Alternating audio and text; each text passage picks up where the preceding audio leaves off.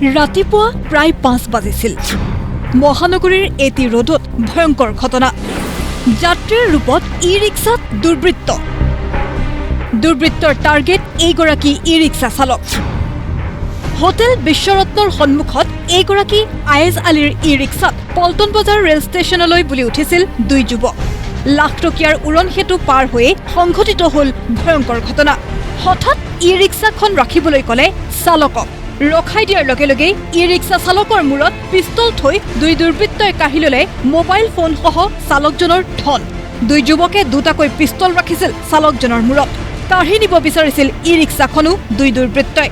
উপায়হীন চালকজনে ই-ৰিক্সাখনৰ গতিবেগ বঢ়াই চিঞৰি দিয়াত শূন্যলৈ দুইটাই গুলী ফুটাই দৌৰি পলাই যায় দুই দুৰ্বৃত্ত। সমগ্ৰ দৃশ্যবন্দী হ'ল চিচিটিভিত। দুজন ল'ৰা ইয়াতে ছিংগেল দিছে 4:40 মানে সেইটো চাইডে আছিলোঁ। মই টমটম চলাওঁ, মানে বহিলে ক'লে যে 1 নম্বৰ ৰেল ষ্টেচনত যাম। ব্ৰিজৰ মাথাত নুমি পেলাই দুই চাইডে পিষ্টল মাথাত দি দিছে। দি পেলাই পিষ্টল মোবাইল আৰু পইচা লৈছে।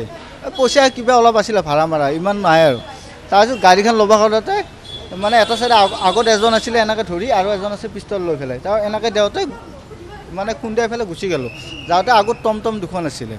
টমটম দুখন থাকোঁতে মানে আহোঁতে দাউৰি পেলাই ভিতৰত যাই পেলাই মানে খেদি যাওঁতে গুলাবা বিচাৰিছে। দুটা গুলাইছে। এজন অসমীয়া, এজন অলপ হেৰি আছে, ভেজাল আছে, মানে কিবা বেলেগ ভাষাৰ মানুহ।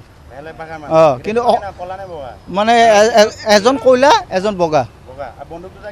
বন্দুক দুটা সৰু আছিল, ইমান মানে কাণত দিছেতো, মানে ডাইৰেক্ট এনেকৈ আছেতো, ভয় কৰিছোঁ নাই, ডাইৰেক্ট চাব মানে। দুজনো আছে, এই ইয়াতে লৈছে, ইয়াত এই মানে খেদি গৈছিলোঁ, মানে টমটম দুটা আহিছিলে। আহি পেলাই 3জন লগ লাগিলোঁ, দোকান লৈছোঁ, মানে যেনেকৈ পিষ্টল আছেতো ভয় লাগেতো। খেদি গৈছিলোঁ, যাওঁতে এই ভিতৰত খেদি যাওঁতে গুলাইছে, মানে বহুত ভিতৰত গৈছে, ধাপ ধুপ গুলাইছে এনেকৈ। মানে গায়ে গুলাইছিলে, কিন্তু আগত মানে টিং আছিলে, আমি চাইডতে হ'লোঁ, সেইকাৰণে বাচি গ'লোঁ। ঘটনা সংঘটিত হোৱাৰ পিছতেই দুৰ্বৃত্তৰ সন্ধানত তৎপৰ পাণবজাৰ আৰক্ষী।